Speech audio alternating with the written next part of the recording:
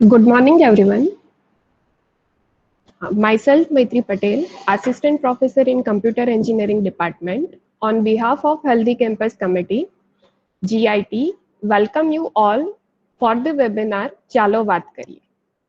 વર્તમાન પરિસ્થિતિ ખાસ કરીને કોવિડ-19 પેન્ડેમિકે લોકોના જીવનમાં ખાસ પ્રકારનો માનસિક તણાવ ઉત્પન્ન કર્યો છે. સમગ્ર વિશ્વ જ્યારે કોવિડ-19 ને નિયંત્રણમાં લાવવા માટે સંઘર્ષ કરી રહ્યો છે ત્યારે આ વાયરસના લીધે ઉત્પન્ન થયેલ ચિંતા, ભય તેમજ ભાવનાત્મક તકલીફનું સ્તર વ્યાપક પ્રમાણમાં જોવા મળે છે. તેમ છતાં માનસિક સ્વાસ્થ્ય અંગેની માન્યતા હજુ પણ આપણા દેશમાં બદલાયેલી નથી. હુના અંદાજ પ્રમાણે વર્ષ 2020માં 7.5% ભારતીયો માનસિક બીમારીથી પીડાતા હતા, જે વધીને વર્ષાંતે 20% સુધી થવાની શક્યતા છે. માનસિક સ્વાસ્થ્યમાં આપણી ભાવનાત્મક તથા સામાજિક સુખાકારી શામેલ છે. તણાવથી ઉત્પન્ન થયેલ ભાવનાત્મક અસંતુલન માનસિક સ્વાસ્થ્યને વ્યાપક પ્રમાણમાં અસર કરે છે. સારા માનસિક સ્વાસ્થ્યના લીધે ભાવનાત્મક તેમજ સામાજિક સુખાકારી પ્રાપ્ત થાય છે. માનસિક સુખાકારી માટે આપણા જીવનમાં સારા સંબંધો ઘણા મહત્વના છે. સારા ભાવનાત્મક સ્વાસ્થ્યના લીધે સંબંધો કેળવવાની, સાચવવાની અને ટકાવી રાખવાની આપણી ક્ષમતાને અસર પડે છે. સારું ભાવનાત્મક સ્વાસ્થ્ય વિશ્વ સાથે હકારાત્મક જોડાણ તેમજ આત્મગૌરવની ભાવના ઉત્પન્ન કરે છે. The webinar will focus on how to manage stress, bring positivity and happiness in our life. Today, we are very fortunate enough to have someone from the Ministry of Information and Broadcasting, Government of India with us, Shri Utsav Parmar. He is currently the Deputy Director at Doordarshan News, Ministry of Information and Broadcasting, Government of India. Please don't judge him by his post. He is a youth icon and holding the office of Deputy Director at very young age. Currently, he is managing, administering and editorial responsibilities at regional news unit of Doordarshan for entire Gujarat. He also hosted the TV show Apda Mudda Apdi Baat, based on current affairs on DD Ginnar. He had also hosted talk show Zindagi Cafe and wrote column The Coffee House for 5 years in Gandhinagar Samachar. He got Best Young Writer Award from Gujarat Sangeet Natak Academy for the drama Ek Navi Sharuaat. He is also associated with various academic institutions as motivational speaker and also mentors UPSC aspirants. He will surely inspire us with his wisdom and charismatic personality. I virtually welcome Shri Utsav Parmar sir and request him to conduct this session for our faculties and staff.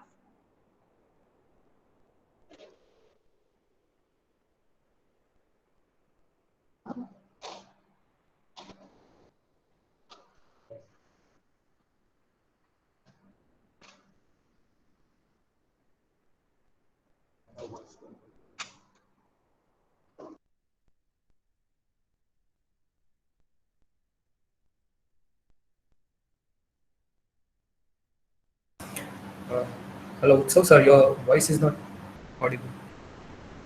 We can't hear you actually. Okay હવે સંભળાય છે? Okay, હા સંભળાય છે sir. તો સૌથી પહેલા તો thank you so much Maitri madam for introducing me so well and I thank Gandhinagar Institute of Technology for this warm welcome અને ધીસ ઓપોર્ચ્યુનિટી. ખાસ કરીને ઘણા બધા લોકોને અહીંયા હું જોઈ શકું છું મારી સ્ક્રીન ઉપર, પૂજા, Shreya Patel, Nisha Khurana, Dr. Jatin Chakrabarti, Sumedha Mahajan. Thank you, Sumedha madam, for introducing me and giving me opportunity to speak in this webinar. તો હવે અવાજ સરખો સંભળાય છે? Yes. Okay. તો પહેલા તો ખૂબ જ આપ સૌને અભિનંદન કે આવા વિષય ઉપર આપણે એક ટોક શો કે વેબિનાર કે એની વાત કરવા જઈ રહ્યા છીએ, કેમ કે કોરોના પછીના સમયમાં જે એન્ઝાયટી છે લોકોની અંદર, જે મેન્ટલ વેલબિંગ છે એને અફેક્ટ થઈ છે, એને અસર થઈ છે. એટલે આજે આપણે જે કરવાના છે વાતો થોડી કરવાના છે. આવો વાત કરીએ. જયારે મૈત્રી મેડમ સાથે વાત થતી હતી ત્યારે અમારે એ જ ચર્ચા થઈ કે શું કરવાની જરૂર છે. તો આ વાત કરવાની જરૂર છે અત્યારે. ખાસ કરીને જોઈએ તો જે અભાવ આપણી બધાની વચ્ચે જોવા મળે છે એ સંવાદનો અભાવ છે. એટલે આજે જે કઈ વાત કદાચ અહીંયા કહેવા જઈ રહ્યા છીએ કદાચ કોઈ નવી વાત નથી. આ વાતો તમે કદાચ વર્ષોથી જાણો જ છો, આપણે બધા પણ સૌ જાણીએ જ છીએ. પણ એઝ અ લર્નર વારંવાર અમુક વાતોને ફરી ફરીને યાદ કરવી પડે, યાદ કરાવવી પડે, જેના કારણે આ સમાજ વધુ ને વધુ સ્વસ્થ રહી શકે. હવે વાત કરી સ્ટ્રેસ મેનેજમેન્ટની અથવા તો મેન્ટલ વેલબિંગની. અત્યારે આપણે સૌ છેલ્લા 1.5 વર્ષથી કોરોનાનો સમય ચાલી રહ્યો છે, એની અંદર ઘરે બેઠા બેઠા કે આપણા જે ઓફલાઈન પ્રવૃત્તિઓ હતી બધી બંધ થઈ ગઈ છે. આપણી આખું જે વિશ્વ છે, આખું વિશ્વ એક સાંકડું એક રૂમની અંદર આવી ગયું છે. ત્યારે એ વિચાર ચોક્કસ આવે કે કેવી રીતના આનામાંથી બહાર નીકળવું અથવા સ્ટ્રેસમાંથી કેમનું બહાર નીકળવું. એક સરસ મજાની વાત કહું ને તો આપણે જન્મ્યા ત્યારથી જ આપણે સ્ટ્રેસમાં છીએ. લાઈક તમે જુઓ કે પહેલા ધોરણમાં હતા ત્યારે બી આપણી પાસે સ્ટ્રેસ હતો. બીજા ધોરણમાં આવ્યા, ત્રીજા ધોરણમાં આવ્યા, 10મામાં આવ્યા ત્યારે અલગ સ્ટ્રેસ હતો, 12મામાં આવ્યા ત્યારે અલગ સ્ટ્રેસ થયો કે ભાઈ ટકા લાવવાના છે. 12મું આવ્યું તો પછી કે ના ના 12મા પછી તમારી લાઈફ સેટ છે, પછી કોલેજ છે. કોલેજમાં આવ્યા ત્યારે આપણી ઉપર પેલા કુછ કુછ હોતા હે ટાઈપની અસરો હતી કે ભાઈ કુછ કુછ હોતા હે જેવી મૂવીઝ જોઈને કે કોલેજ લાઈફ તો આવી હશે. પછી એમાં આવ્યા ને એમાં તમે એન્જિનિયરિંગ વાળા બધા છો એટલે તમારે સિવિલમાં છો તો પેલા મોટા મોટા ચાર્ટ બનાવવાના કે તમારે કેલ્ક્યુલેશન્સ કરવાની અઘરી અઘરી જે બધું મેથ્સ આખું અલગ તમારે શીખવાનું આવ્યું હશે. પછી થયું કે કોલેજ પર છે પછી વાંધો નહીં આવે, પછી કંઈક સ્ટ્રેસ ફ્રી લાઈફ હશે. તો જ્યારે નોકરી નહોતી, જે વેન વી વર અનએમ્પ્લોયડ ત્યારે પણ વી હેડ સ્ટ્રેસ, અને જ્યારે નોકરી મળી ત્યારે પણ સ્ટ્રેસ છે કે આ શું તમારે આ રજિસ્ટર સાઇન કરવાના છે, રોજે રોજ જવાનું છે, નોકરી રજા લેવા માટે બી તમારે કોઈની મંજૂરી લેવાની છે. લગ્ન નથી થતા તો પણ સ્ટ્રેસ છે, લગ્ન થાય ત્યારે પણ સ્ટ્રેસ આવતો હોય છે. તો સ્ટ્રેસ જીવનના દરેક તબક્કામાં આપણને જોવા મળતો હોય છે. એટલે એવું નથી કે સ્ટ્રેસ પરિસ્થિતિથી ઊભો થાય છે, એવું નથી. કેમ કે જીવનના દરેક તબક્કામાં આપણે ક્યાંક ને ક્યાંક સ્ટ્રેસની અંદર હોઈએ છીએ. આ જે સ્ટ્રેસ કે તણાવ ઊભો થાય છે એના માટે જવાબદાર, એનો અર્થ એ થયો કે પરિસ્થિતિઓ નથી, એના માટે જવાબદાર આપણું ચિત્ત છે, આપણું મન છે. મિત્રો થોડા પાછળ જઈએ, થોડા ઇતિહાસમાં, ભૂતકાળમાં, તો આજથી લગભગ 6 કરોડ વર્ષો પહેલા ડાયનાસોર યુગનો અંત થયો. ત્યાં વખતે સસ્તન બહુ નાના નાના પ્રાણીઓ હતા, એકદમ ઉંદરની જેવા. ધીમે ધીમે ક્રમિક વિકાસ થયો અને એમાં માણસ હોમો સેપિયન્સ લગભગ 10,000 12,000 વર્ષ પહેલા અસ્તિત્વમાં આવ્યા. જ્યાં સુધી જંગલ હતું ત્યાં સુધી આપણી પાસે ખૂબ જ ઓક્યુપાઈડ ટાઈમ રહેતો. સવારે ઉઠવાનું છે, શિકાર કરવાનો છે, ગુફા શોધવાની છે, આગ પ્રગટાવવા માટે પેલા પથ્થર શોધવાના છે. તો જ્યારે આપણે કબીલાઓમાં રહેતા અથવા તો નાના નાના સમૂહોમાં રહેતા, શિકાર કરતા, ત્યારે આપણી બધી જ એક્ટિવિટીઝ બહુ ડિફાઇન હતી અને આપણું એન્ટાયર ફોકસ ફક્ત ને ફક્ત સર્વાઇવલ ઓફ હ્યુમન બીંગ ઉપર હતું. સમય જતા ખેતીની શોધ થઈ એટલે ભટકવાનું બંધ થયું. ખેતીની શોધમાં ખબર પડી કે હું ઘઉં ઉગું છું અને ઘઉં થોડા વધારે થયા છે, બીજા કોઈ ગામમાં કોઈ ચોખા ઉગવી રહ્યું છે, એને ચોખા વધારે સરપ્લસ પ્રોડક્શન કર્યું છે, કે વધારે ચોખાનું હું શું કરું, વધારે ઘઉંનું હું શું કરું, એટલે મેં ઘઉં આપીને ચોખા લીધા, પેલા એ ચોખા આપીને ઘઉં લીધા. આમ વેપારની શરૂઆત થઈ, આમ સ્થાયીકરણ અને શહેરો બન્યા. એટલે જે સર્વાઈવલનો આપણો જે સમય હતો, સર્વાઈવલમાં જે આપણો સમય જતો હતો, એ સમય હવે આપણી પાસે ખૂબ બચવા લાગ્યો. અને બચવા લાગ્યો એટલે આ વચ્ચેના સમયમાં આપણે શું કરીશું? આ વચ્ચેનો ખાલી સમય જે બચ્યો એમાં શું કરીશું? એ ખાલી સમયની અંદર આપણે ઘણી બધી વ્યવસ્થાઓ બનાવવા લાગ્યા. આ વ્યવસ્થાઓની અંદર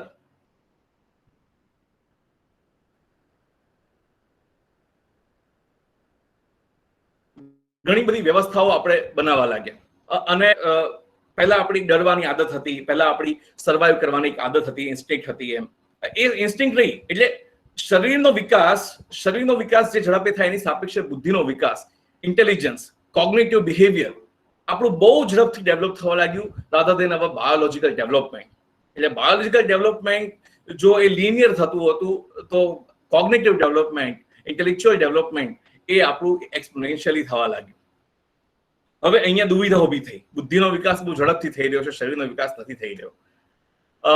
એટલે આપણે બુદ્ધિથી આખી તમામ વ્યવસ્થાઓને આપણે ગોઠવવા લાગ્યા અને એ ગોઠવણીમાં આપણે ખૂબ બધો સમય પસાર કરવાનો હતો. કેમ કે હવે આપણે પાસે શિકાર નથી કરવાનો, કેમ કે હવે આપણે આંખેક નથી કરવાનું, કેમ કે હવે આપણે પથ્થરમાંથી આગ નથી પેદા કરવાની. દરેક વસ્તુ બનાવવા માટે, કરવા માટે, ખોરાક માટે આપણે ખેડૂતને શોધી આપ્યો છે, ઘર માટે આપણે કડિયાને શોધી આપ્યા છે, પ્લાનર્સને શોધી આપ્યા છે, બરાબર છે. પાઇપલાઇન મૂકવા માટે આપણે પ્લમ્બર્સને કે ડિઝાઇનર્સને આપણે એને કામ સોંપી દીધું છે. એટલે આમ આપણું ડિવિઝન ઓફ લેબર થયું. એટલે મૂળ આમ માણસ પાસે એક જ કામ રહ્યું અને આમ કોઈ કામ ના રહ્યું. એટલે આમ કરતા આપણા ત્યાં, કેમ કે માનવ જીવન લાંબુ થતું ગયું અને ઘણી બધી સમસ્યાઓ, ઘણી બધી એ હતું, એટલા માટે આપણે અલગ અલગ વ્યવસ્થાઓ ઊભા કરતા ગયા.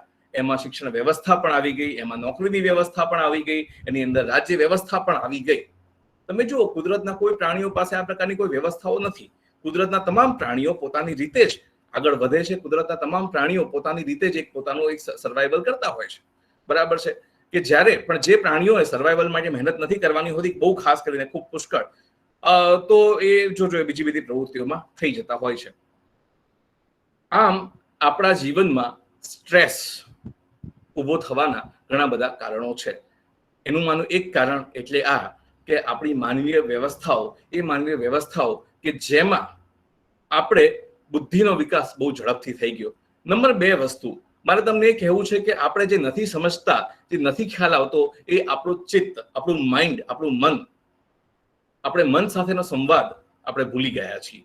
એક સમય એવો હતો કે જ્યારે આપણે નાનપણમાં હોઈએ ત્યારે આપણે આપણી સાથે વાતો કરતા હોઈએ, સંવાદ કરતા હોઈએ, આપણે કહેતા હોઈએ.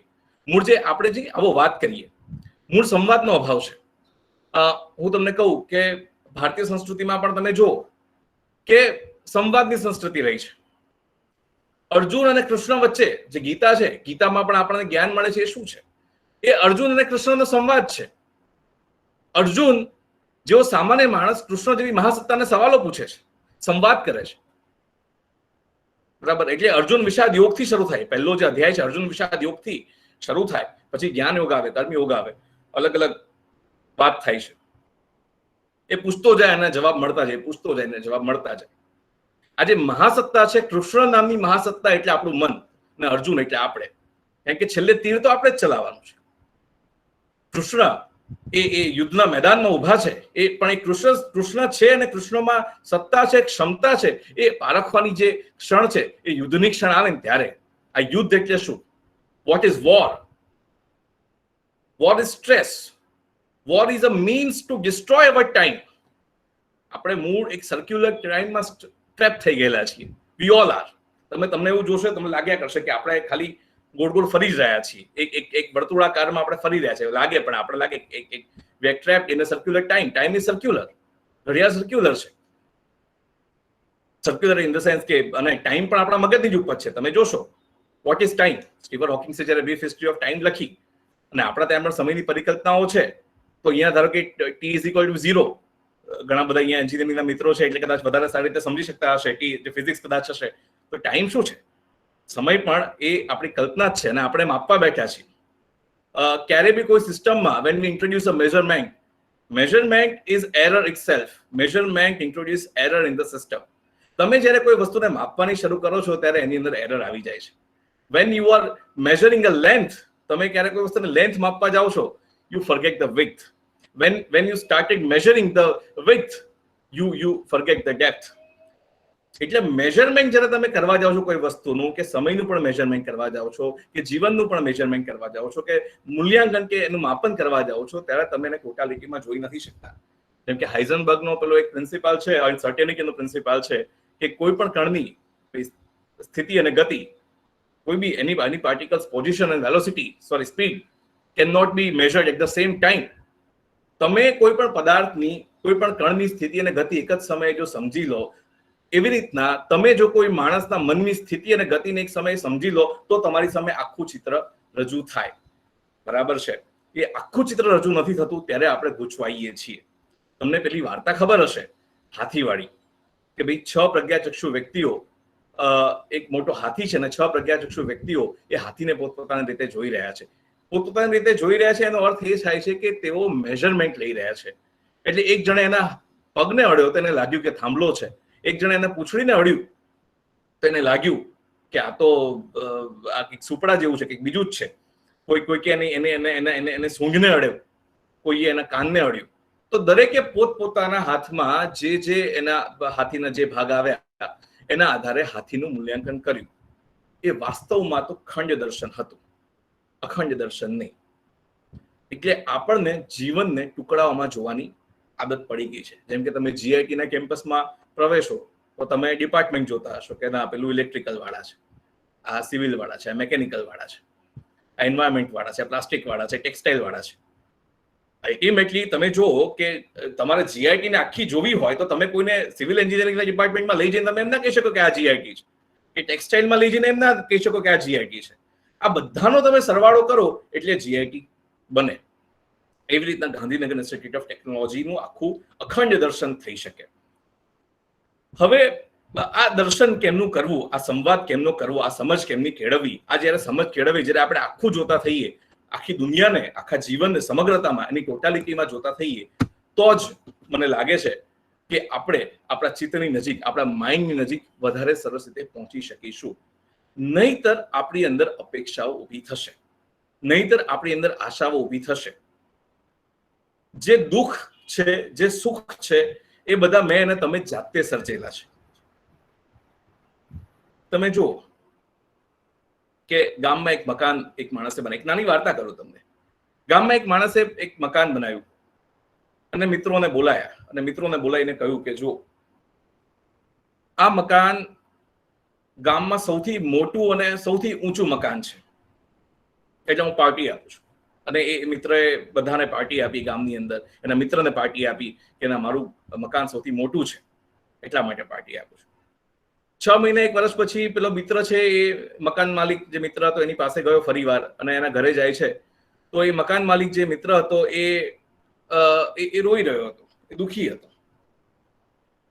એટલે પેલા એ પૂછ્યું કે તું ભાઈ દુઃખી કેમ છે, તું કેમ દુઃખી છે, તને તારું આટલું સરસ મકાન છે અને તું હજુ મતલબ હમણાં 6 મહિના પહેલા તો ખુશ હતો, 6 મહિના વર્ષ પહેલા you were so happy and now you are not so much happy, તું દુઃખી કેમ છે? કહ્યું કે પછી પેલો મિત્ર જવાબ આપે છે કે મારા કરતા પણ એક મોટું મકાન અહીંયા બની ગયું છે. એટલે પેલો મિત્ર જેની પાસે ગયો હતો એમ કહે છે કે તો તને તારા મકાનનું સુખ નથી, તું પહેલા ખુશ એટલા માટે હતો કેમ કે તારું મકાન મોટું હતું એટલા માટે નહીં, તું પહેલા એટલા માટે ખુશ હતો કેમ કે બીજા બધાના મકાન નાના હતા. આ બીજા નાના થાય ને અને આપણા મકાન મોટા થાય એમાં ખુશી મળે છે.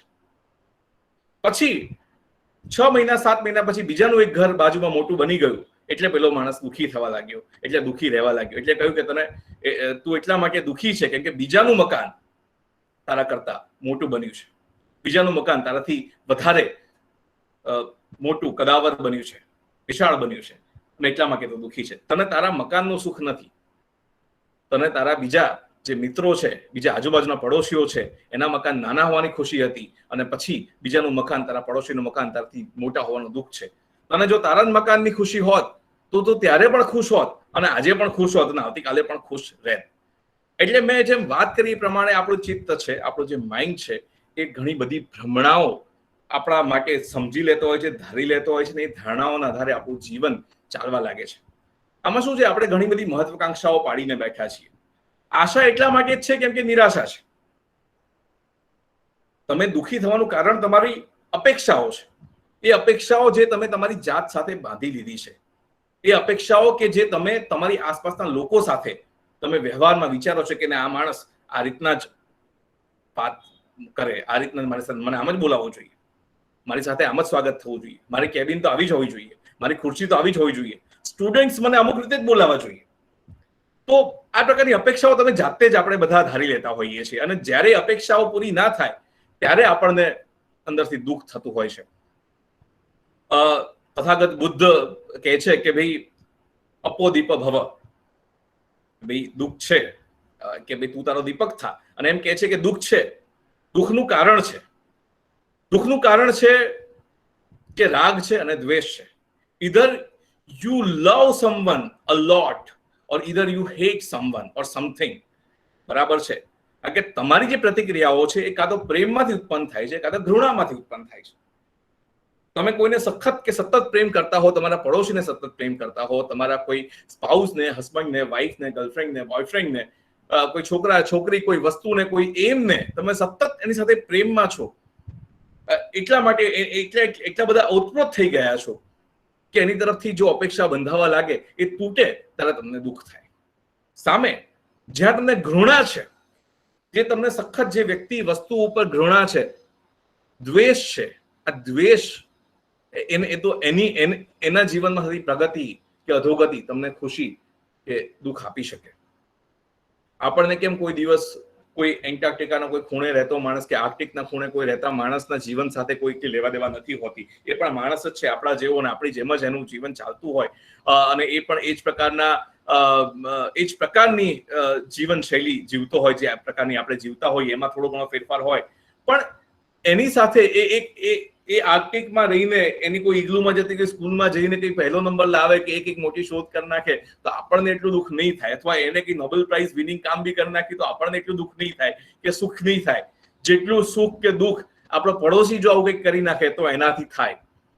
મૂળ આ જે કાર્યકારણનો જે સંબંધ છે, જે અપેક્ષાઓનો સંબંધ છે, એ અપેક્ષાનો સંબંધના કારણે આપણે દુઃખથી, એટલે લખે છે સબ્બમ દુઃખમ, દુઃખ છે, દુઃખનું કારણ છે એ રાગ છે, એ દ્વેષ છે, કોઈ વસ્તુ કે વ્યક્તિ પ્રત્યેની અતિશય તમારી આસક્તિ છે અથવા તો અનાસક્તિ છે. દ્વેષ કહીશ, અનાસક્તિ તો નહીં કહું, દ્વેષ છે આના કારણે. એટલે તમારા સુખ અને દુઃખનું મૂળ કેન્દ્ર, the epicenter is you only. તમે કોઈ બીજાને એમાં દોષી ના ઠેરવી શકો. તમે ઘણા બધા જે મશીનો સાથે કામ કરતા હશો, તમે જોતા હશો, મશીન કોને કહેવું? એક સિમ્પલ ગિયર લાવીને મૂકી દઈએ, ઇટ ઇઝ નોટ મશીન. એક ગિયરથી કશું નહીં થાય, પણ એક ગિયર સાથે બીજો, ત્રીજો, ચોથો, એટલે આ બધા સ્પેર પાર્ટ્સ બધા જોડાય. સ્પેર પાર્ટ જોડાય અને પછી આખું એક મશીન બને. એટલે તમે ગિયરને મશીન ના કહી શકો. આમ ખરું, પણ આમ નહીં. એકલું ગિયર શું કરવાનું? બહુ બધા ગિયર્સ જોડાય તો તમારી પાસે એક આખી યંત્રને તમે ચલાવી શકો. એવી રીતના આપણા લાઈફને ચલાવવા માટે, આપણા માઇન્ડને ચલાવવા માટે આપણે શરીરની અંદર, મનની અંદર જે બી ચક્રો છે એને સમજવાની ખૂબ જ જરૂર છે. એ માઇન્ડને સમજવાની ખૂબ જરૂર છે. આપણી માઇન્ડની સાથે સંવાદ કરવાની ખૂબ જ જરૂર છે. સંવાદની વાત આવી, તમે જો યમ અને નચિકેતા, ભારતીય સંસ્કૃતિ કેટલી સરસ છે. યમ મૃત્યુ પાસે બાળક જ જાય છે, બરાબર છે? તમે જો, તમને લાગે કે જીવનના પ્રશ્નો આપણે બહુ જ નાના છીએ આખા વિશ્વની અંદર, બરાબર છે? જ્યારે મૃત્યુ તો અંતિમ સત્ય છે. આ સર્ક્યુલર ટાઈમ, આપણા લાઈફના સર્ક્યુલર ટાઈમને જો કોઈ રોકવાનું હોય, આપણા લાઈફના કોઈ સર્ક્યુલર મોમેન્ટને કોઈ રોકવાનું હોય તો એ મૃત્યુ, એટલે આપણે હંમેશા મૃત્યુથી ડરતા હોઈએ કે આપણી જે ચક્રીય ગતિ છે એને રોકી નાખે. એવા મૃત્યુ પાસે નચિકેતા જેવો બાળક જાય છે. એટલું જ નહીં, તે રાહ પણ જોવે છે કે યમ આવશે. તમે વિચાર કરો કે આપણે કેવી સંસ્કૃતિમાંથી આવીએ છીએ કે જ્યાં આગળ એક બાળક રાહ જોતો હોય મૃત્યુની, અને મૃત્યુનો દેવ આવે છે, અને મૃત્યુ પાસે, યમ પાસે પણ નચિકેતા શું માંગે છે? એ જ્ઞાન માંગે છે. આપણે કેવા લોકો છીએ કે મૃત્યુ પાસે બી છેલ્લે આપણને જ્ઞાનની અપેક્ષા છે. અને આ જ્ઞાન, નોલેજ, આ જે જ્ઞાન છે, એ જીવનની સમજણ છે. જે જીવનની સમજણ, જે ચિત્તની જે સમજણ છે, એ તમને આગળ લઈ જાય. એટલે જ્યારે તમે જીવનની ચરમસીમા એટલે મૃત્યુએ પહોંચો છો, ત્યાં પણ તમારે જ્ઞાન જોઈએ. અને કેવા વ્યક્તિ? બાળક પાસે આ વાત કહેવામાં આવે છે. એટલે ફરી તમને કહું છું, જે આવો વાત કરીએ પણ હું લઈ આવું છું કે જે સંવાદની જે કળા છે, સંવાદની જે વાત છે, એ આ છે કે તમે તમારા ચિત્ત સાથે વાત કરો, સવાલ કરો, પોતાની જાત સાથે સવાલ કરો, સંવાદ કરો, અને પછી આગળ વધો. દુનિયાના મોટા જેટલા પણ લોકો છે, તમે જો, એ સંવાદથી છે આગળ આવ્યા છે. આપણે છે ને વાત કરતા બહુ કાઠું પડે. તમે જો, દુનિયામાં સૌથી અઘરામાં અઘરું કામ છે ને, એ કોઈ વ્યક્તિની આંખમાં આંખ નાખીને વાત કરવું, એ સૌથી અઘરામાં અઘરું કામ છે. Toughest work. પોતાના મા બાપ સાથે વાત કરવી. આપણે જો મા બાપ પણ સંતાનો સાથે વાત નથી કરતા, એટલે એમાં ઘણો ગેપ ઉભો થઈ જતો હોય છે કે આ વાત તો કહેવાય, આ વાત ના કહેવાય, આવું તો કહેવાય, છોકરાને કહેવાય, છોકરીને કહેવાય. છોકરાઓને પણ એવું થતું હોય કે shall I share this with my parents.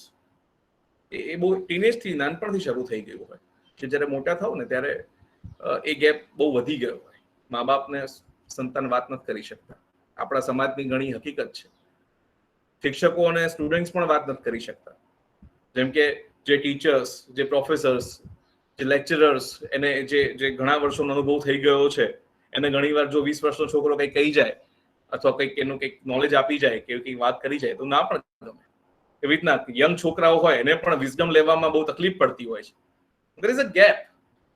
આ ગેપ છે, ડાયલોગનો ગેપ છે, સંવાદનો ગેપ છે. અને એ સંવાદનો જ્યારે ગેપ આવે ત્યારે સ્ટ્રેસ ઉભો થાય, ત્યારે મેન્ટલ તમારું ચિત્ત અશાંત થઈ જાય. બીજું આપણા ત્યાં કેવી એક વસ્તુ છે, ટોક્સિક પોઝિટિવિટીનો અત્યારે હાલ દોર ચાલી રહ્યો છે. જેમ આમ વાત કરી છે પોઝિટિવિટી જોઈએ, લાઈફમાં પોઝિટિવિટી જોઈએ. તમે જ્યારે જુઓ ત્યારે તમને એટલું બધું બી પોઝિટિવ, કોરોનાને છોડીને એના પર ઘણા જોક્સ પણ આવી ગયા છે, એટલે રિપીટ નથી કરવું મારે, પણ બી પોઝિટિવ તમને ચારે તરફથી રટણ જોવા મળે, કેટલું પોઝિટિવ. પણ પોઝિટિવ રહેવું એટલે શું? તમારે પોઝિટિવ રહેવું એટલે શું? જીવનની નકારાત્મક બાજુઓનો અસ્વીકાર કરી દેવો? Shall you reject the harsh realities of life also?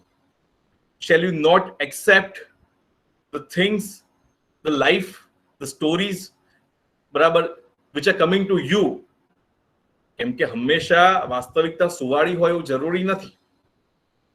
વાસ્તવિકતા આપણે જોઈ, હમણાં જે 2-3 મહિના પહેલા જે કોરોના પેન્ડેમિક આવ્યો, એ કોરોના પેન્ડેમિકની અંદર આપણે જે વાસ્તવિકતા જોઈ છે, જે રિયાલિટી જોઈ છે, તો એવા સમયે જો આપણે કહીએ કે ના બી પોઝિટિવ, નેગેટિવ થવાની વાત નથી, પણ આ પોઝિટિવ રહેવાનું પણ જાણે પ્રેશર આવી ગયું છે. બરાબર છે? એવું થઈ ગયું છે જાણે we are pressurise to stay positive. અને એટલું પોઝિટિવ રહેવાનું પ્રેશર આવી ગયું છે કે ના આપણે ગમે તેવી સ્થિતિમાં ખુશ જ રહેવાનું છે, આપણે આપણી અંદરની બાજુ બતાવવાની નથી. એટલે આ પોઝિટિવ રહેવાના ચક્કરની અંદર થોડી ટોક્સિસિટી આવી ગઈ છે. અને એ ટોક્સિસિટી એવી છે કે જેની અંદર માણસ હંમેશા પોતાની સારી બાજુ સમાજને બતાવવાનો કોશિશ કરે છે. મિત્રોની અંદર પણ હું કેટલું સરસ ગાઈ શકું છું, હું કેટલું સરસ દેખાઈ શકું છું, હું કેટલું સરસ લખી શકું છું, હું કેટલું સરસ બોલી શકું છું, આ વૃત્તિ આપણા સમાજની અંદર આવી ગઈ છે. ને એના કારણે દેખાડાનું એક કલ્ચર ઊભું થયું છે. એટલે પોઝિટિવ દેખાવું એ પણ એક ફેશન થઈ ગઈ છે. So we don't talk about mental health, mental issues. ગુસ્સો આવવો એ પણ તમારા મનની પ્રતિક્રિયા છે. ચીડ ચડવી એ પણ તમારા મનની પ્રતિક્રિયા છે. ફ્રસ્ટ્રેશન થવું કે એન્ઝાયટી થવી એ પણ તમારા મનની પ્રતિક્રિયા છે. પણ આપણે સૌ, ખાસ કરીને સોશિયલ મીડિયાના જમાનામાં, કે જ્યાં 24 કલાકમાંથી તમારો ફોટો એક સેકન્ડ, પહેલી સેકન્ડે તમારો જ્યારે ફોટો પડ્યો છે, એ ફોટો અને એ હસતો ફોટો, તમારે એ હસતી છબી, એ હસતો ચિત્ર, એ વોટ્સએપ ડીપી કે તમારું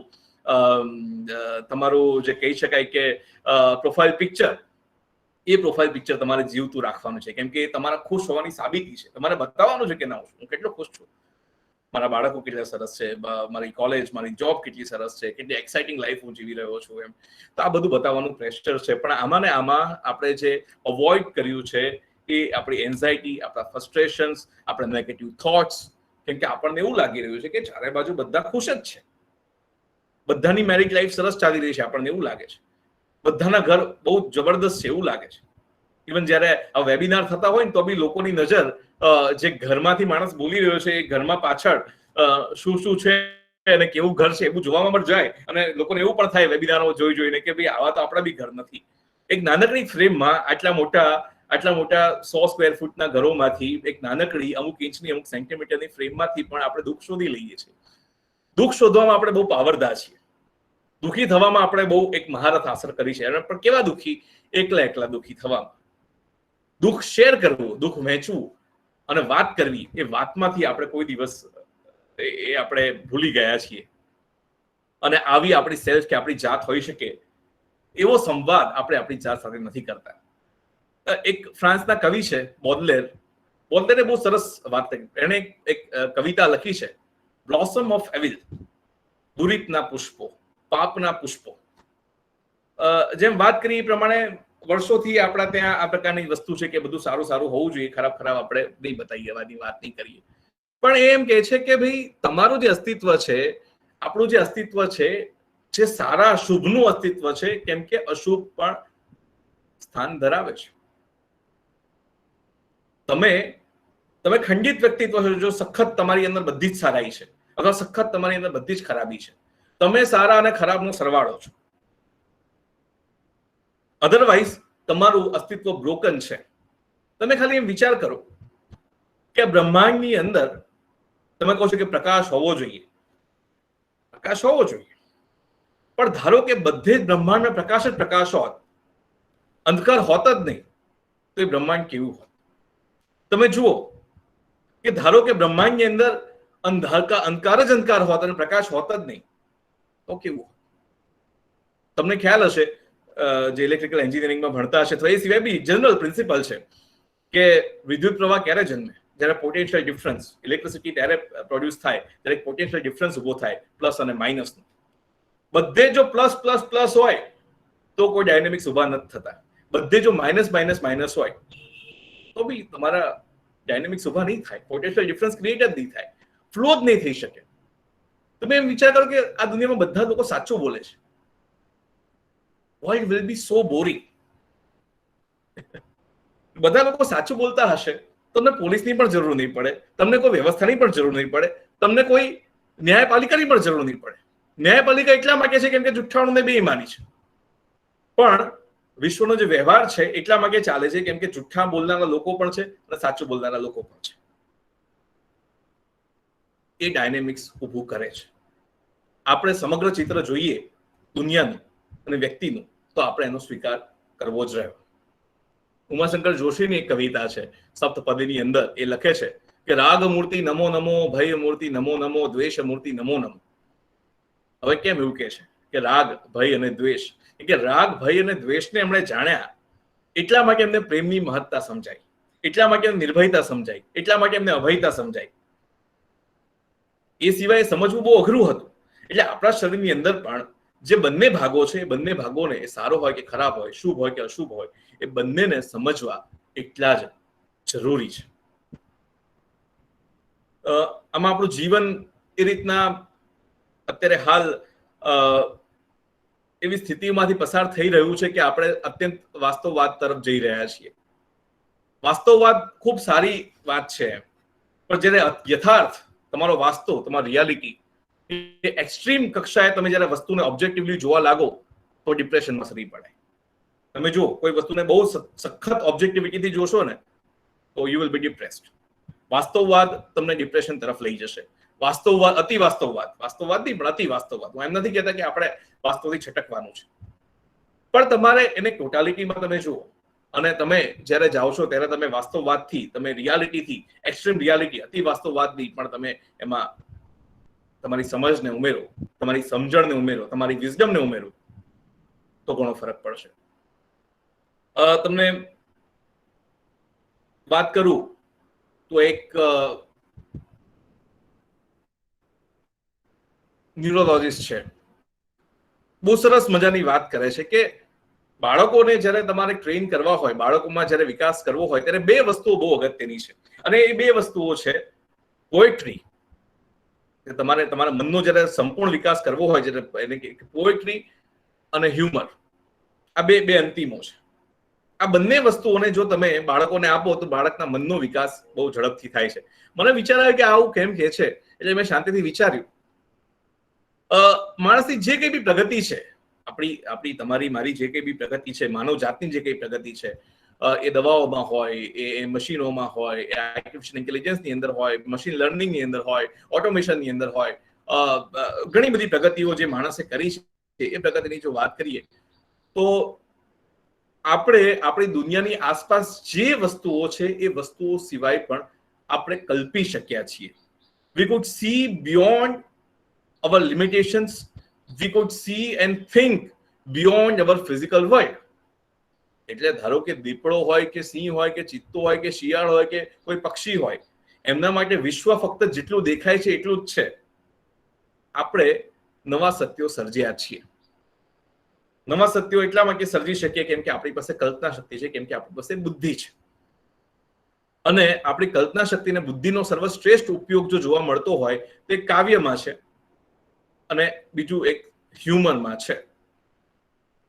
જ્યારે તમને હું કહું, આપણે બહુ સિમ્પલ જોક લઈએ, તમને એમ કહીએ કે ભાઈ આ માણસ જે છે એનો પગ તો આ માણસનો પગ હાથી જેવો જાડો છે, તો આપણને હાથીના પગની ખબર હોવી જોઈએ પૂરેપૂરી, પેલાના પગની ખબર હોવી જોઈએ, પેલા ભાઈના પગની ખબર હોવી જોઈએ. અને બંને સત્યો, બે ટ્રુથને ભેગું કરીને આપણે એક નવું સત્ય, નવી કલ્પના બનાવી દઈએ છીએ, જેના કારણે વી food find out new truth.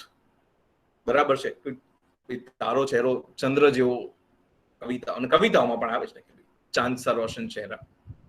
હવે ચાંદ આખી અલગ વસ્તુ છે, ચહેરો આખી અલગ વસ્તુ છે, પણ તમે બે સત્યો, પૃથ્વીએ આપેલા, કુદરતે આપેલા બે સત્યોને ભેગા કરીને તમે એક સત્ય ઊભું કર્યું અને એક નવી કલ્પના બનાવી નાખી. અને આવી જ કલ્પનાઓ કરીને, આ તો મેં તમને બહુ સ્થૂળ વાતો કરી, પણ આવી ઘણી બધી વાતો કરીને આપણે એક નવા સત્યો, નવી કલ્પનાઓ સર્જી લેતા હોઈએ છીએ, અને જેના આધારે આપણી દુનિયા આજે પણ એટલી જ રસમય રીતે ચાલતી હોય છે.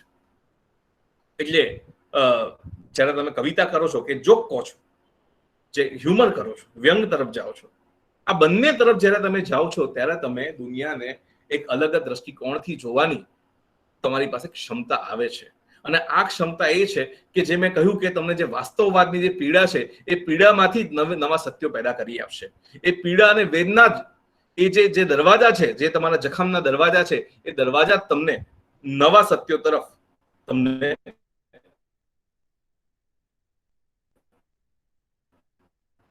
દોરી જશે.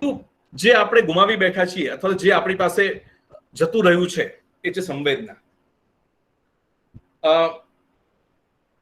આપણામાંથી ઘણા બધા લોકો ઘણી બધી વસ્તુઓ બનાવતા હશે, આપણામાંથી ઘણા બધા લોકો ઘણા બધા પ્રોજેક્ટ્સ કરતા હશે,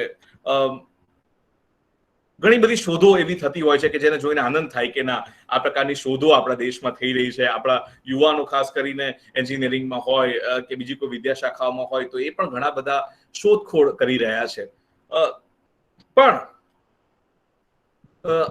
જો એમાં સંવેદનાનો અભાવ હશે તો એ શોધખોળનો અર્થ નથી. સંવેદના એટલા માટે કેમ કે સંવેદના વગર કરેલું કામ એ ફક્ત એક ઓબ્જેક્ટ બની જાય છે, એમાં સબ્જેક્ટિવિટી આવતી નથી. એવું ઓબ્જેક્ટ કે જેને બનાવીને બૌદ્ધિક સંતોષ તો મળે પણ એનો કોઈ ઉપયોગ નથી. એટલે જ્યારે ક્યારે બી તમે કઈ વસ્તુ નવી શોધો ત્યારે તમે એમ વિચારજો કે તમારી ઇન્સ્ટિટ્યૂટની બહાર કે નજીકમાં કે રોડને પેલે પાર તમારા ઘરની આસપાસ જે ઝૂંપડપટ્ટીમાં જે માણસ રહે છે એ માણસને તમારી શોધથી કઈ ફાયદો થવાનો છે ખરો? આ સંવેદના છે, આ સમજ છે. તમે જે કામ કરો છો એ કોના માટે કરો છો? તમે જે ભણો છો એ કોના માટે ભણો છો? તમારું સર્વાઈવલ આખી અલગ બાબત છે, રોજગારી આખી અલગ બાબત છે, એ વાત છે. પણ જ્યારે તમે એક ફૂલ પિક્ચર જોવો છો, એક સ્વસ્થ સમાજની કલ્પના કરો છો, એ સ્વસ્થ સમાજની કલ્પના સ્વસ્થ ચિત્તથી શરૂ થાય, હેલ્ધી અને હેપી માઇન્ડથી શરૂ થાય. એ માઇન્ડની શરૂઆત એના થિંકિંગ પ્રોસેસમાં છે. શું તમારી થિંકિંગ પ્રોસેસમાં સંવેદનાઓ છે? શું તમારી થિંકિંગ પ્રોસેસમાં ઇમોશનલ અને સેન્સિટિવિટી છે? આપણે છે ને બહુ ઇન્ટેલિજન્ટ માણસો નથી, આપણે મૂળ ઇમોશનલ માણસો છીએ. ઇન્ટેલિજન્સનો રોલ આમ ઓછો છે. આપણે વી આર નોટ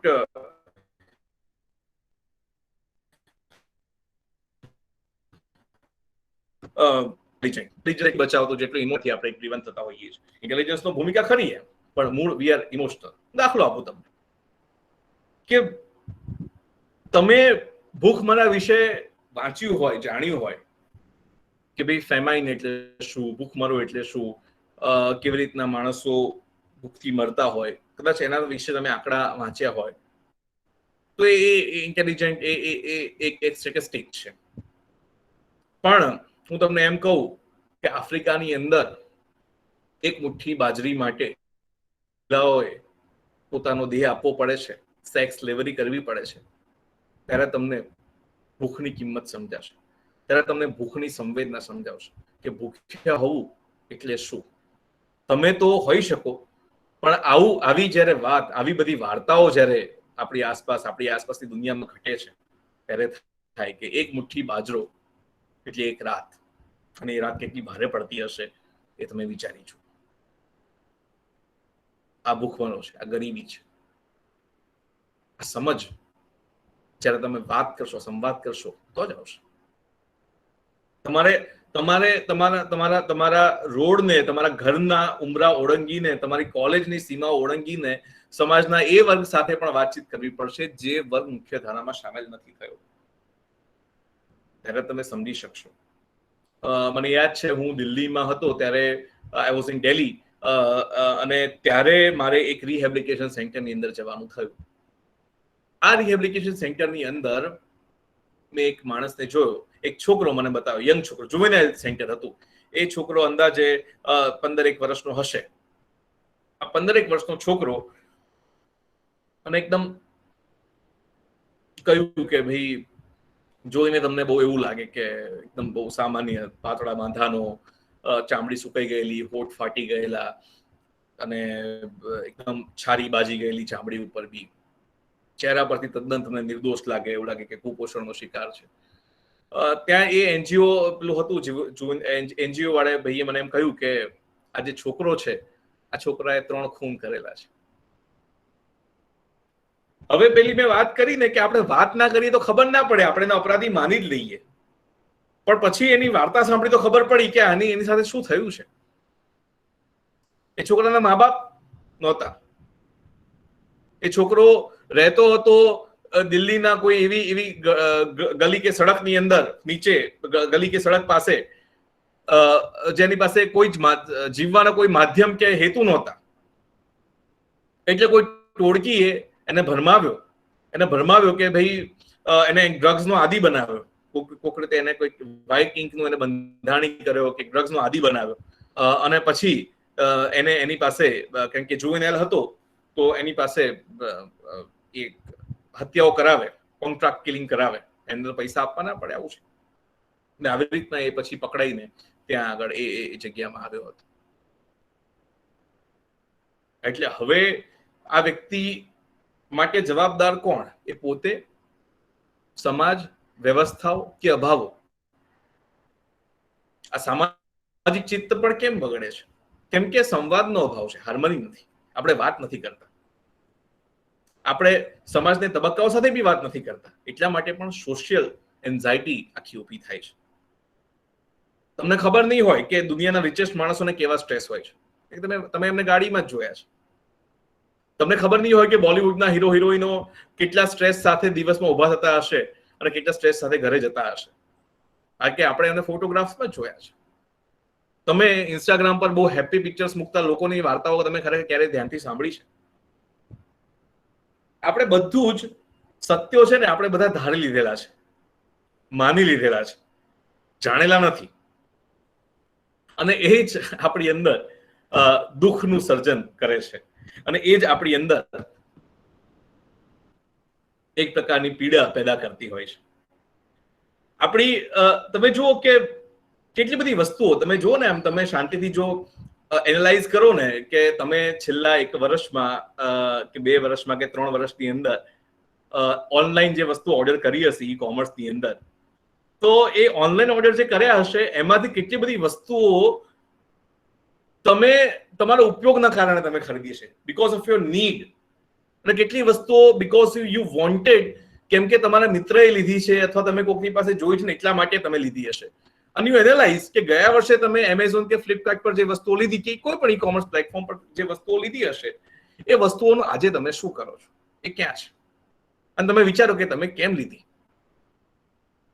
તમે મહેનત કરો છો, આટલા કલાકો કોલેજમાં બેસી રહો છો, અને સાવ જ સરળતાથી એવી વસ્તુઓ પાછળ બી પૈસા ખર્ચી નાખો છો જે વસ્તુઓ તમારા કામની નથી. કદાચ એવી વસ્તુઓ પાછળ તમે પૈસા ખર્ચી નાખો છો જે વસ્તુઓ તમને કદાચ ઉપયોગમાં નથી પણ આવવાની, પણ બીકોઝ બીજાએ લીધી છે અથવા તો સારી લાગે છે અથવા તો હું ઇમ્પલ્સિવ થઈ ગયો છું એટલા માટે એને લઈ લઉં છું.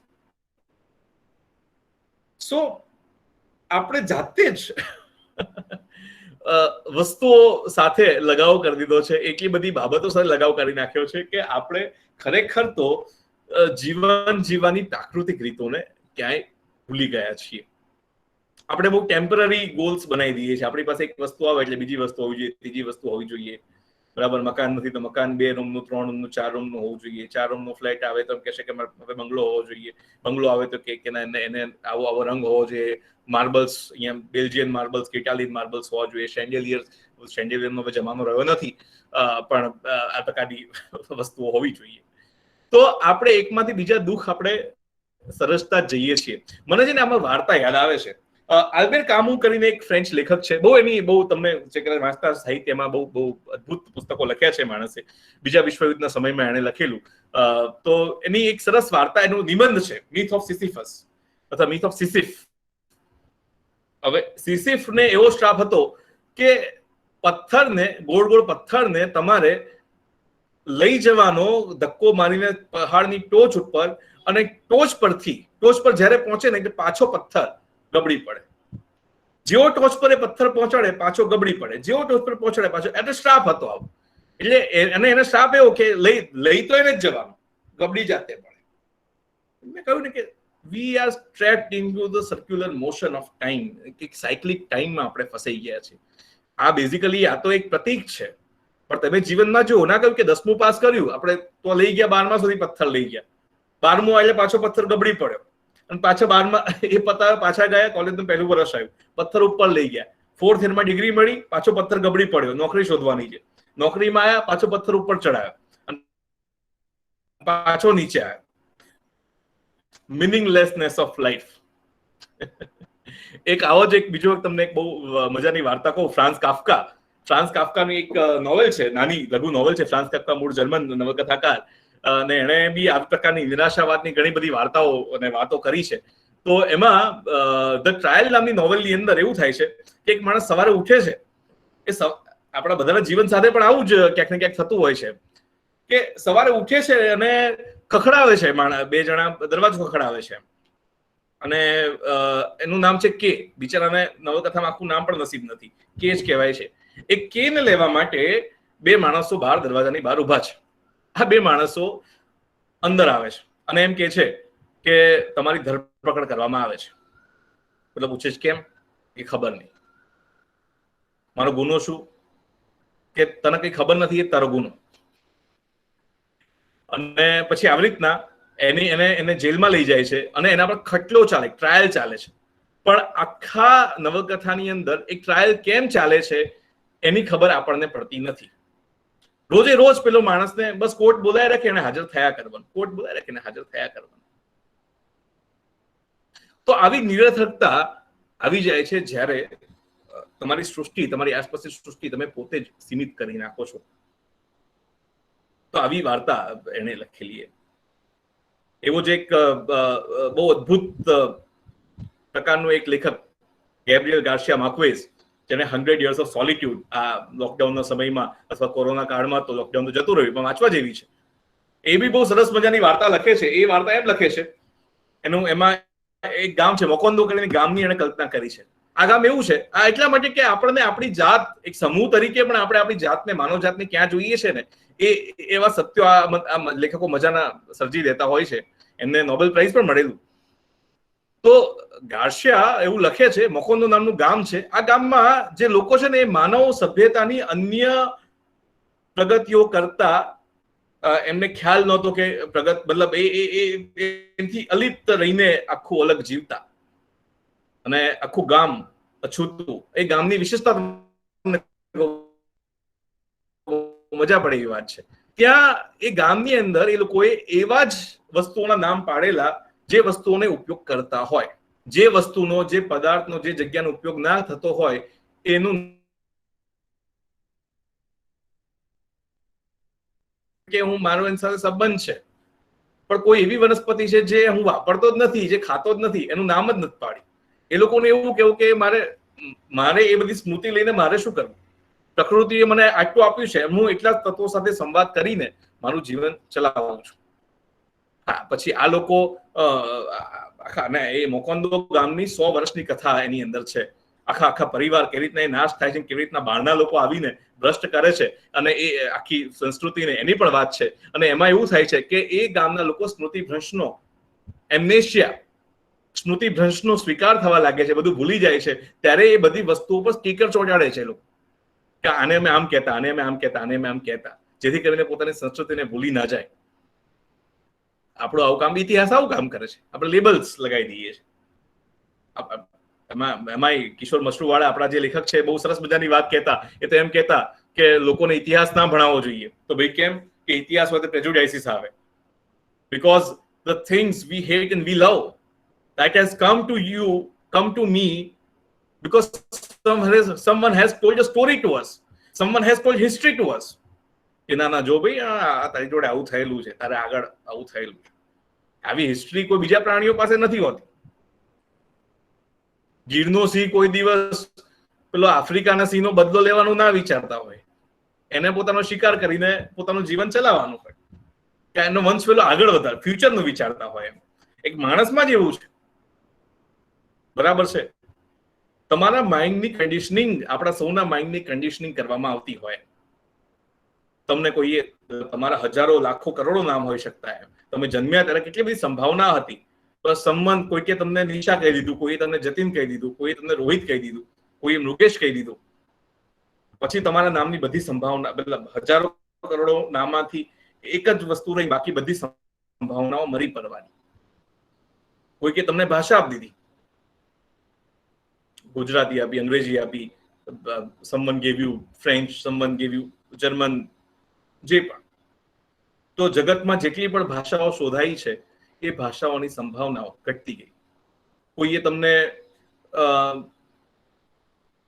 બી ગ્રુપ, મતલબ તમને બાયોલોજી અપાવ્યું, કોઈએ તમને મેથ્સ ગ્રુપ અપાવ્યું, કે કોઈએ તમને આર્ટ્સ અપાવ્યું, કોઈએ તમને ફિઝિક્સ અપાવ્યું, સોરી કોમર્સ અપાવ્યું.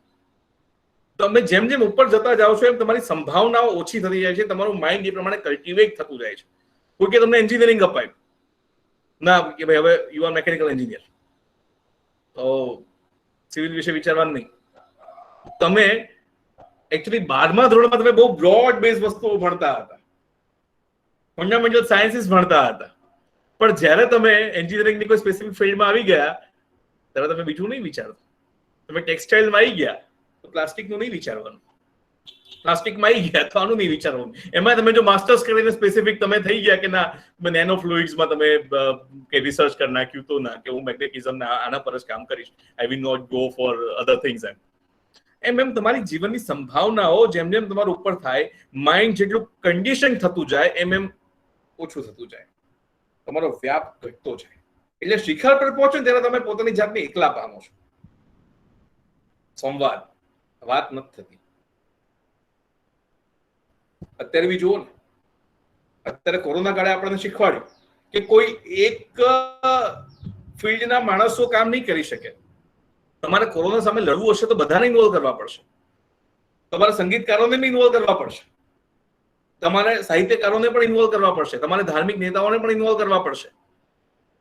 એકલો માણસ ડોક્ટર બાયોલોજી જાણતો હોય તો એ વેન્ટિલેટર કામ કેમ નહીં કરે એ ખબર હોય, એનું મહત્તા ખબર હોય, બનાવવાનું કામ તો એન્જિનિયર કરશે.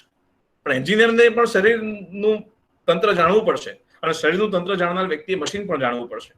એટલે આ વખતે જો ઘણા બધાને એવું થયું કે વેન્ટિલેટર હતા પણ ઓપરેટ કરવાવાળા લોકો ઓછા ખૂટી પડ્યા, કેમ કે શરીરની સમજવાળાને મશીનની સમજ નહોતી, ને મશીનની સમજવાળાને શરીરની સમજ નહોતી. સંવાદ, કમ્યુનિકેશન, ડાયલોગ, આ ડાયલોગ ખૂટ્યા છે સમાજની અંદર. આ ટોટાલિટીમાં આપણે, સમગ્રતામાં આપણે દુનિયાને જોઈ નથી શકતા, અને એટલા માટે આ બધી સમસ્યાઓ પેદા થાય છે. એટલે આપણી જે મૂળ વાત છે એ મૂળ વાત છે કે આપણે આ પ્રકારે હંમેશા સંવાદ કરતા રહીએ. છેલ્લે મારી વાત, હું એના અંત તરફ આવી રહ્યો છું, અને એક વાત સરસ મજાની તમને કરવા માંગુ છું કે 1940ના સમયની આખી વાત છે. Doctor Albert Einstein, he was head of department physics in Princeton University. એના નામે આ કિસ્સો છે. કિસ્સો સાચો ખોટો વેરીફાઈ નથી થયેલો, પણ એ સાચા ખોટા કરતા પણ હું એટલું કહીશ કે એમાંથી જે શીખ મળે છે એ બહુ અગત્યની વસ્તુ છે. હવે એમાં એવું થાય છે કે એક વર્ષે આખું પ્રશ્ન પેપર, આખું પ્રશ્નપત્ર કે અથવા કોઈના મોટા ભાગના પ્રશ્નો રિપીટ થયા બીજા વર્ષે. એટલે જે એમનો જે સબઓર્ડિનેટ સ્ટાફ હતો એમણે થયું કે યાર ડોક્ટર આઇન્સ્ટાઇનથી ભૂલ થઈ લાગે છે, બાકી એકનું એક પ્રશ્નપત્ર, તમે બી ક્વેશ્ચન પેપર બદલો કે ના બદલો, કેમ કે ડોક્ટર આઈન્સ્ટાઈન થી નક્કી કઈ ભૂલ થઈ છે, પેપર આવી ગયું લાગે છે, અથવા તો એમણે કદાચ કોઈ રફ કોપી આપી હશે, આવી ગઈ છે કે ક્વેશ્ચન્સ આર રિપીટેડ. એટલે પેલા બિચારા ડરતા ડરતા ડોક્ટર આઈન્સ્ટાઈન પાસે ગયા અને આઈન્સ્ટાઈને પૂછ્યું કે કહ્યું કે સર આ તમારાથી કદાચ ભૂલ થઈ હોય એવું તો નથી ને, એમ કે આ પ્રશ્નપત્ર બરાબર છે? તો આઈન્સ્ટાઈન એમ કે છે કે હા પ્રશ્નપત્ર બરાબર છે. એટલે કે સર ચેક કરવા ગયા વર્ષના જ પ્રશ્નો છે મોટા ભાગના. એટલે આઈન્સ્ટાઈન એમ કે છે કે આ વાત સાચી છે કે આ ગયા વર્ષના જ પ્રશ્નો છે, પ્રશ્નો એ જ છે, પણ આ વર્ષે જવાબો બદલાઈ ગયા છે. Questions are the same, but answers are changed. એટલે આઈન્સ્ટાઈન હતા. That's why એમ કે તમે તમારા જીવનને ખુલ્લું રાખો છો સંભાવનાઓ માટે, તમે ખુલ્લું રાખો છો સંવાદ માટે. એ તો તમે એમ ધારીને બેસી રહો કે મેં જે જાણ્યું છે એ જ અંતિમ સત્ય છે, કેમ કે મારો 50 વર્ષનો અનુભવ છે, મારો 30 વર્ષનો અનુભવ છે, એટલા માટે હું સાચો, તો એ ખોટી વસ્તુ છે. મેં જે જાણી લીધું, મેં જે ટેક્સ્ટ બુક વાંચી લીધી છે, મેં જે એન્જિનિયરિંગના પુસ્તકો વાંચી લીધા છે, અથવા તો મેં જે કરી નાખ્યું છે એ અંતિમ છે, સત્ય છે, અને એનાથી આગળ કશું ના થઈ શકે, હું ખોટો ના પાડી શકું, તે વાત ખોટી. આપણે આપણા અહંકારને પણ બાજુમાં મૂકવો પડશે. જો તમે એને મૂકશો ને તો કદાચ કોઈ 12મા ધોરણમાંથી મતલબ ફર્સ્ટ યરનો છોકરો પણ કદાચ એની પાસે બી તમારા કે મારા કરતા એની પાસેની દુનિયા વિશાળ છે. મેં કહ્યું ને કે જેમ તમે ઉપર જાય એમ તમારી સંભાવનાઓ ઘટતી જાય. તમે શિખર પર આવી ગયા, તમારી સંભાવના ઘટી જશે. ફર્સ્ટ યરના છોકરા પાસે વધારે સંભાવનાઓ છે, એનું મગજ વધારે ખુલ્લું છે, એનું ચિત્ત વધારે ખુલ્લું છે, એનામાં સંકોચ ઓછા છે, ઇનિબિશન ઓછા છે. તમારા અને મારામાં કદાચ ઇનિબિશન આવી ગયા હોય, પ્રતિબંધો આવી ગયા હોય. આપણને કદાચ આજે કદાચ એવું હોય, ઘણા લોકોને એવું હોય કે ના રસ્તાની બાજુમાં રહેલા પેલી ચાની દુકાને કદાચ જઈને કોલેજની બહાર પીતા શરમ લાગતી હોય, એવું પણ થઈ શકતું હોય. બીજે ક્યાંય પણ બીજા ઘણા બધા હોઈ શકે. આપણે આપણા વાળાઓ જાતે જ બાંધી લીધા છે, નાના છોકરાઓ નથી બાંધતા. કોલેજના ફર્સ્ટ યર અને સેકન્ડ યરના છોકરાઓ જરા પણ નથી બાંધતા. એટલે તમે એના સવાલો જુઓ, ક્યુરોસિટી હોય છે. આપણી તો ક્યુરોસિટી બી મરી જાય છે. આપણે વાંચવાનું પણ છોડી દઈએ છીએ. ટેક્સ્ટ બુકો આપણે કદાચ 20-25 વર્ષ પહેલા, 10 વર્ષ પહેલા, 5-7 વર્ષ પહેલા વાંચી હશે, એના પછી કદાચ નવું વાંચ્યું, એ તમને જ ખબર હશે કે તમે કેટલું નવું વાંચ્યું અથવા નવું જાણવાની કોશિશ કરી. ઘણા લોકો કરતા હોય છે, ઘણા બધા નથી કરતા હોતા. ઘણી વાર પેલા ફેકલ્ટી સાથે અમારા બી સંવાદ થતા હોય ત્યારે ખ્યાલ આવતો હોય કે એક સમયે આખો નદીનો પ્રવાહ ધસમસતો હતો એમ, પણ પછી ત્યાં આગળ પેલા બંધ બનાવી નાખ્યો, રિઝર્વાયર કરી નાખ્યું છે. એટલે તમે કહો કે epitome of knowledge, reservoir of knowledge, but you don't find the flow of knowledge. એ સરળતા નથી હોતી, એ ખડખડાટ નથી હોતો. એટલે ત્યાં તમને બધું આર્ટિફિશિયલ લાગે, ત્યાં વોલ્યુમ દેખાય પણ ફ્રેશનેસ ના દેખાય. એક પ્રકારની એક સડવાની એક શરૂઆત, ડીકેઇંગની શરૂઆત થઈ જાય. અને જ્યારે ખબર પડે કે લીલ બાજવા લાગી છે ત્યારે સમય બહુ થઈ ગયો. આ મૂળા જ છે, સંવાદ નથી થતો. એટલે વાત કરવાનું તાત્પર્ય મારું આ જ છે. ઘણી બધી વાતો બીજી થઈ શકે છે, અને આખી જે મેં મારી જે વાત કરી એ વાત કોઈ જ્ઞાન કે ઉપદેશ કે સેરેમોન નથી. એ મારા અનુભવની, મારા વાંચનની, મારા અનુભવની, મારા સંવાદોની એક સમજ છે. હું ખોટો પણ હોઈ શકું, પણ એઝ અ લર્નર તમે ને હું એકબીજા સાથે શીખવા માટે જ બેઠા છીએ. બાકી છેલ્લે તો એટલું જ કહીશ, कभी हमने अपने दिल को यूं बहलाया है, कभी हमने अपने दिल को यूं बहलाया है, जिन बातों को खुद नहीं समझे उससे औरों को समझाया है. तो આવી પણ વાત, આવી પણ સ્થિતિ થઈ શકે. But lots of things to share. This life is beautiful. This life is wonderful. એટલી બધી વાતો છે કરવા માટે, એટલું બધું શીખવા માટે પણ છે. અને હું આશા રાખું કે તમે સૌ મિત્રો, સૌ લોકો જે દુનિયામાં નાની નાની વસ્તુઓમાંથી પણ શીખવાનું છે, જાણવાનું છે. Life is a celebration, life is એક જીવન, એક ઉત્સવ છે, અને આ ઉત્સવમાં આપણે સૌ આગળ રહીને ઉજવણી કરીએ અને આગળ વધીએ. બસ એવી જ શુભેચ્છા સાથે મારી વાતને વિરામ આપીશ, મારી વાણીને વિરામ આપીશ, કેમ કે 11:30 થઈ ગયા છે અને હવે એટલે મારે અહીંયા આગળ સ્ટોપ કરવું જોઈએ. Thank you so much for this opportunity. Thank you so much. Thank you very much, sir, for sharing your views in the simplest way possible and educate us to deal with anxiety and stress caused during this current situation. Now the session is open for all to ask the questions, if any.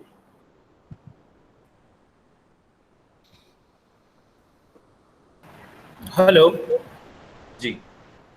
Yes, sir. First of all, thank you so much for this, session. It was so, informative. And ખાસા બધા લેખકો વિશે અને scientist વિશે અમને જાણવા મળ્યું, ખાસી બધી સ્ટોરીઝ અને વાર્તાઓ અમને જાણવા મળી. So thanks for that.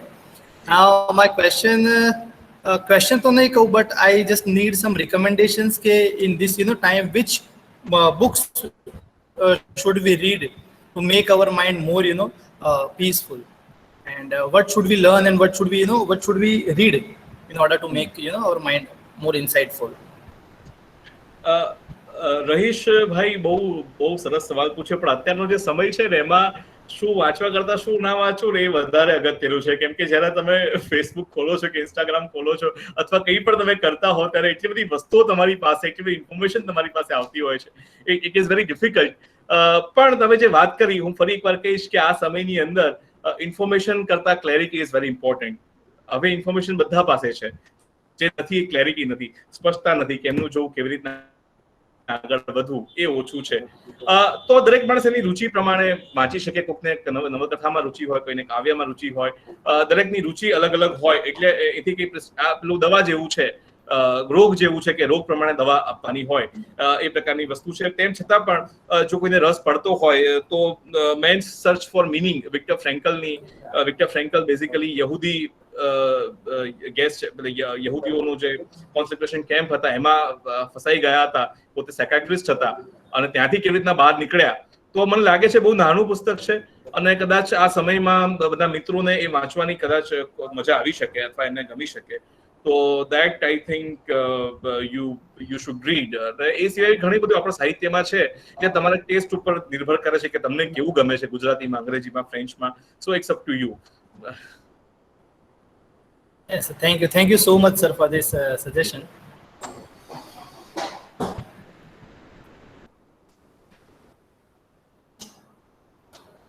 If anyone else has a question, then he or she can ask the question.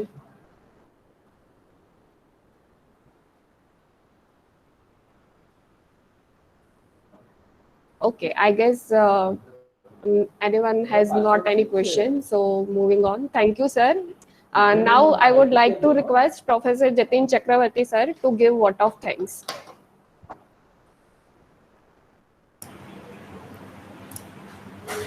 Good morning, everyone. I think everyone shall agree that we all have come across some form of stress, anxiety, and depression at some point of time in our life. Accepting and acknowledging the problem is an important step towards emotional and mental well-being.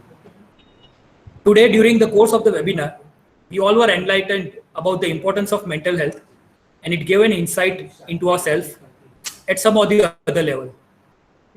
Impulsive buying from online portals is a problem that I myself face. Sir, your anecdotes on Nachiketa were very insightful. The answer to every problem is sharing. Talking with our spouse, parents, kids, peers, and friends. On behalf of Gandhinagar Institute of Technology and Healthy Campus Committee, I thank Shri Utsav Parmar sir for such a vibrant and educative webinar. Sirs, we shall definitely try to inculcate the lessons and values taught by you in our life. We look forward to having you again at our institute and hope to meet you in person so that we can organize more such events when the COVID situation normalizes. In the end, I would like to thank our director, sir, and the administration for permitting us to conduct this webinar. And in the end, I would also like to appreciate the efforts of Professor Maitri Patel and my HCC team in making this webinar a success. Thank you. Thank you very much. I would like to thank Professor Maitri Patel, Professor Sumedha Mahajan, Professor Jatin Chakrabarti, Director, Administrative Team, and Technical Team of GIT. It was a really very wonderful session to talk with all of you. And it's really a very memorable event for my life also. And all of you are very welcome at Doordarshan also, because you are technical people. And if you are doing something new and some innovative projects are being done at your campus, please let me know so that we can share this knowledge with our society, because I am in a medium of Samvad. I'm at the place where I talk with society as a whole also. So what you are doing, I think what students are doing, that we can inculcate in future communications. Yes. Thank you, sir. I request all the participants to turn their video on for taking a picture.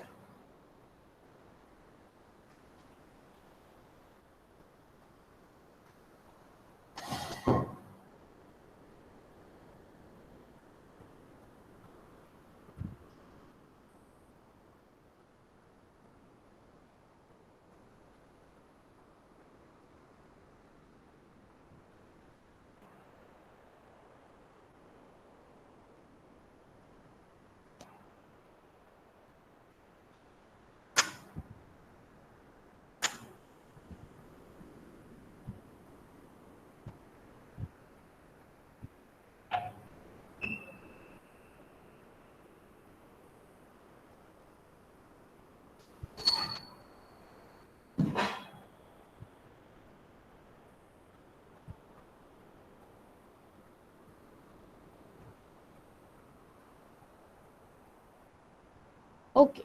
Once again, I thank Shri Utsav Parmar sir and all the participants to be with us on the path of bringing positivity and happiness in our lives through healthy and happy mind. Thank you.